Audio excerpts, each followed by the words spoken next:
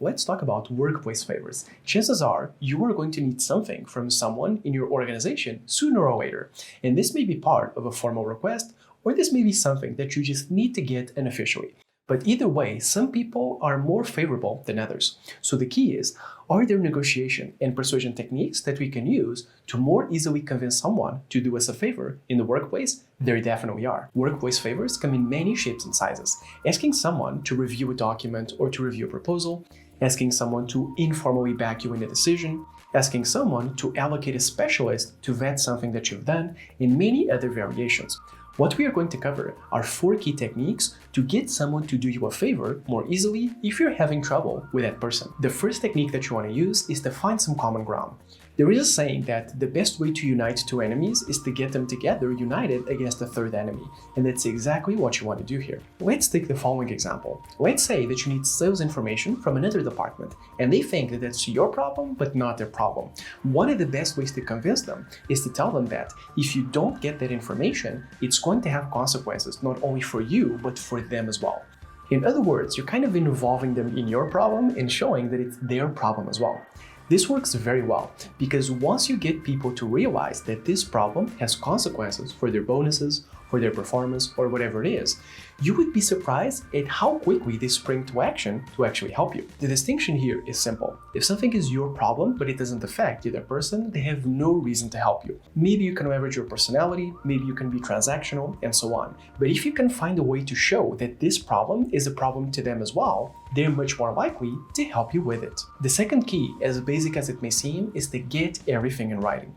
This is for the following reason. Especially when we're talking about informal favors, people are very eager to offer something that they're actually not going to follow up on. And this is a big problem. You may get an executive to agree to allocate a full-time employee or somebody else to your project just to help with something, and then the next day they say, oh, I don't really remember this. So what you want to do here is you want to get a commitment from them, if possible, in the first person, what I call intent labeling.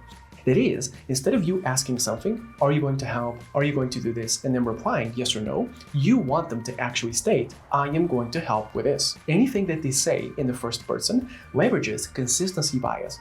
That is, once I promise something, or once I give my word, or once I say it, I'm much more likely to not take it back, because I don't want to contradict myself. And there's a huge difference between you asking, will you help, yes or no, and them saying yes, versus them actually saying, I am going to help, period. It's a completely different situation in terms of commitment. Also, as ridiculous as it may seem, you want to consolidate it in writing if possible at the time. So you're having a meeting with someone and you say, hey, I need someone from your team to take a look at this, maybe 1 hour per week, whatever the time is. And they say, definitely, I am going to do it. You want to pull out your smartphone or laptop or whatever it is and immediately state, hey, I'm going to send an email that consolidates this to the 2 of us immediately. You don't want to give them time to go back on their word or to change their mind. Once you've got them locked in for some kind of commitment, make it real. Remember, unless you have it in writing, you don't really have anything at all. Naturally, this depends on the person. Some people have a track record of having a good word and they follow up on what they do. And other people don't have that track record. But either way, it's still a good practice to always put it in writing, if possible, at the exact time of the conversation. The third tip is to tie your request to results and to use that as leverage. What I mean by this is the following. Let's take our example of you needing sales numbers from a different department. What consequences will that have for you and your team if you don't get those numbers? For example, are you not going to be able to generate a report for product feedback, which could increase sales by 1%, for example? Or are those numbers necessary to reduce headcount in an analytical department, for example? Whatever it is that you're asking, there's probably a dollar value attached to it. I will argue in all cases, there is a dollar value attached to it. And the key here is, even if it is an estimation, you want to assign the dollar value and use it as leverage. So for example, in the first email or conversation, you could say, hey, we need the sales numbers, period. Can you send them? How can you send them? What do we need to do? But if they don't cooperate in the second email or second conversation, you can actually say, if you don't send us these numbers, we are going to have an estimated cost of 30K or 10K or whatever it is. So are you going to do it or are we going to have this cost? And this works wonders, especially if you escalate or place someone senior in that conversation, because you're asking point blank, are you going to be complicit in our company losing 10K or 3K or whatever it is in terms of money when someone is faced with that type of pressure, they almost always comply. The fourth tip is to persist with understanding. And the more you persist, the more understanding that you need to use.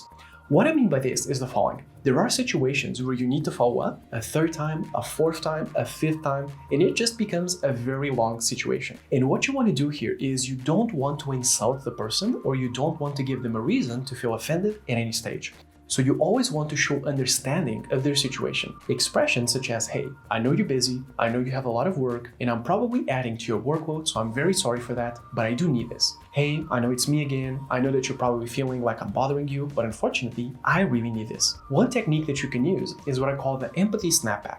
And the empathy snapback is the following. You use empathy and show understanding to get them to drop their guard, and then you hit them with a big request. So you say something like, hey, I know you're very busy and I know you don't have a lot of time, but we really need this week. So what you're doing is you're showing understanding to get them to drop their guard and to soften up a little bit, and then you hit them with a big request. And remember, the more that the situation goes on, the more that you want to show understanding. You want to show that you are going to persist and that you're not going to let this drop, but in every situation where you follow up, you want to show understanding. So with these 4 tips, you should have an easier time in asking for workplace favors. Number 1, always make the problem about them. Make it a bigger enemy that you two are up against. You're not against them, you are 2 allies against a third enemy. That will get them to care. Tip number 2, make sure to get it in writing. It sounds so trivial, but it's so important. You want to consolidate everything that they say in spoken word, because they may not follow up on it. But if it's in writing, they have to, whether they like it or not. Then number 3, tie your request to results and use that as leverage. If you don't do this, this is going to cost us this, this, and this.